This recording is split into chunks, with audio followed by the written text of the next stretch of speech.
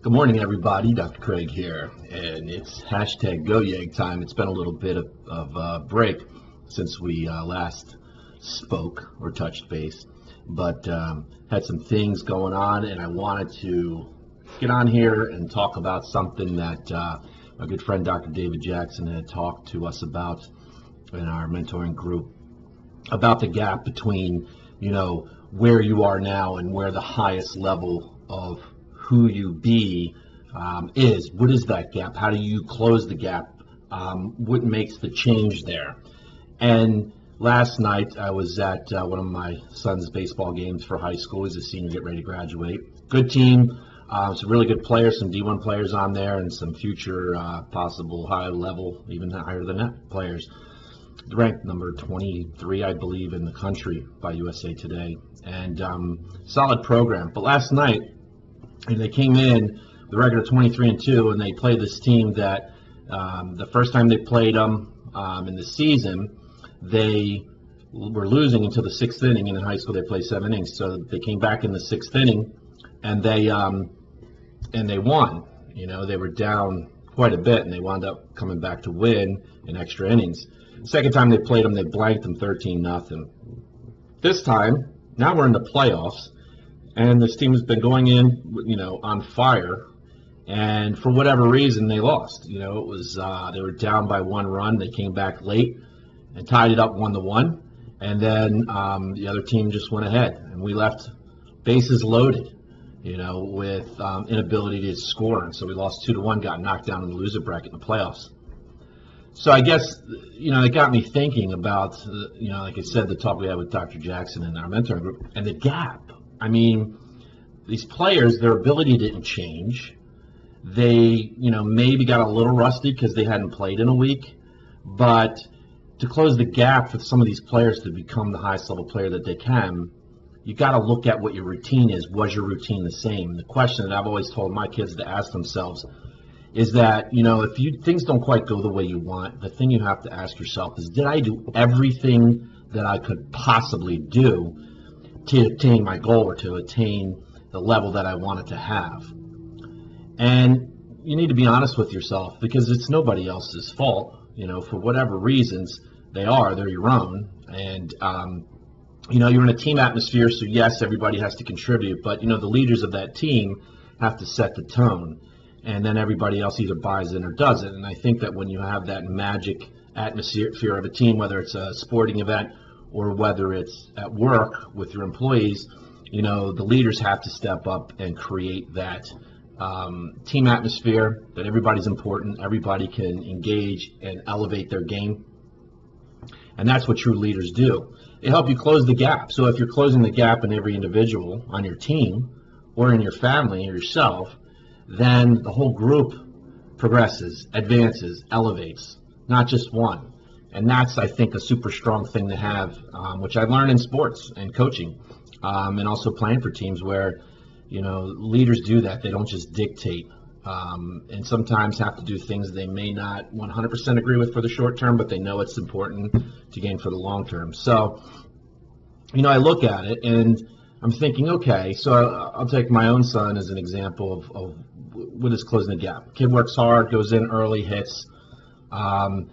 Baseball players are superstitious, so sometimes they went to a certain place to eat and, had quote-unquote luck. But what I think is that routine changes something in your mind. It changes something in your psyche that, for whatever reason, your mind doesn't know the difference between reality and fantasy, number one. Number two, if there's something that stimulates a certain performance in a high-level competition or high-stress level situation at home, your routine can make or break you. So what happens is you get into a routine and everything's going really good, and then the shit hits the fan or something wrong happens for whatever reason, whether you're thinking that or not. So you start changing your routine, or you may have started changing your routine in little slight ways prior to that negative thing happening, whatever it is, or things not turning out the way you want it.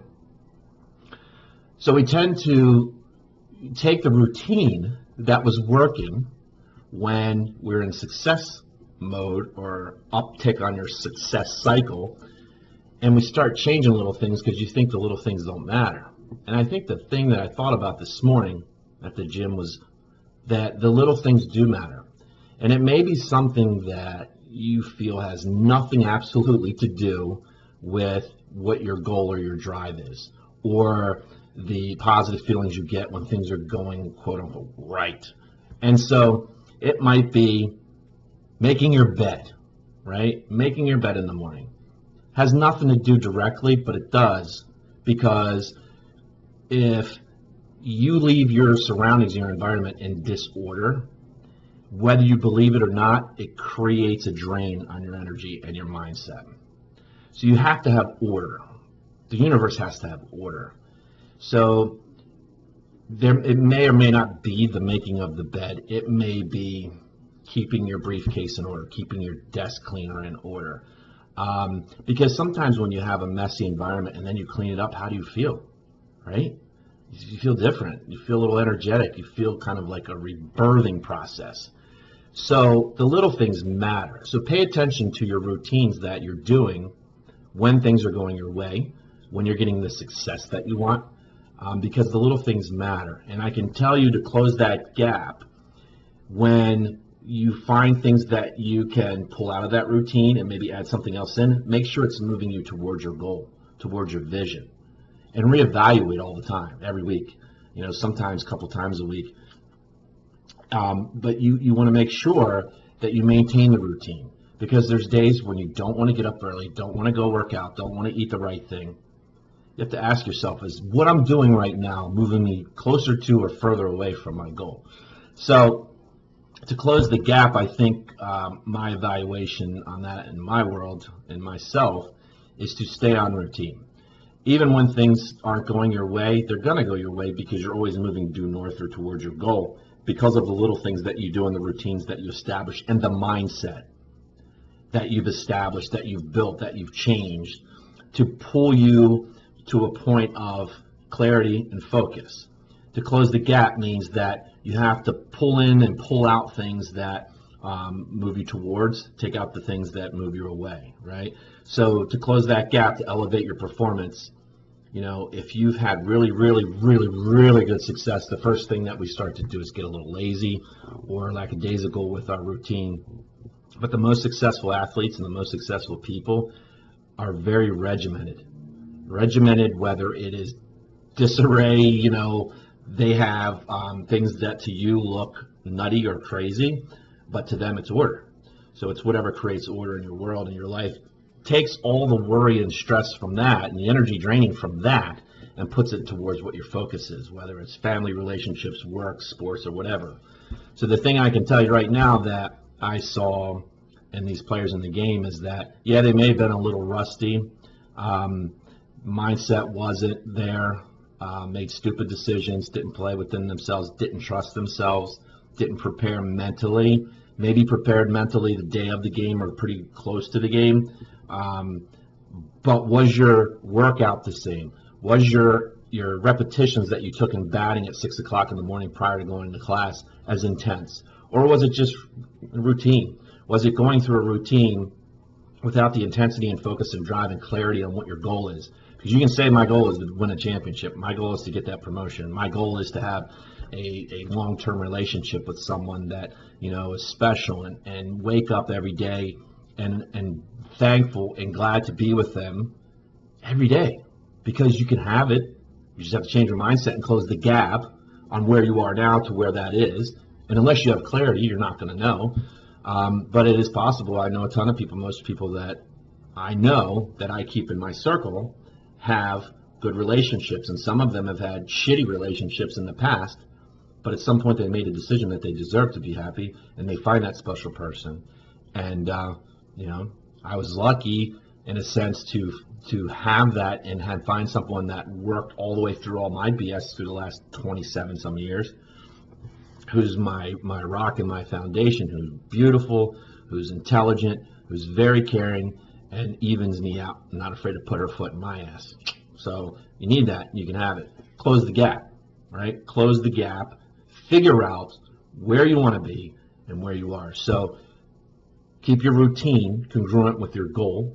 Keep your actions day to day, reinforce them, keep them in line with your goal. And the only way you're ever going to do that is to change what you believe. How you're going to feel when you reach your goal. Why do you want that goal? Because what you think may be your goal may not even be your goal when you sit down and figure it out. You need to figure out the why. The what's relatively easy right now, but that may change when you change the why and the beliefs that you have. Then you change your actions. Then you change your to-dos, right? That's the triangle.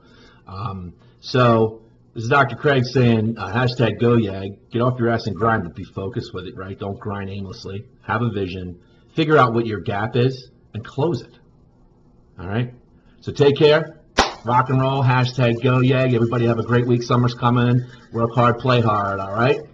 Take care.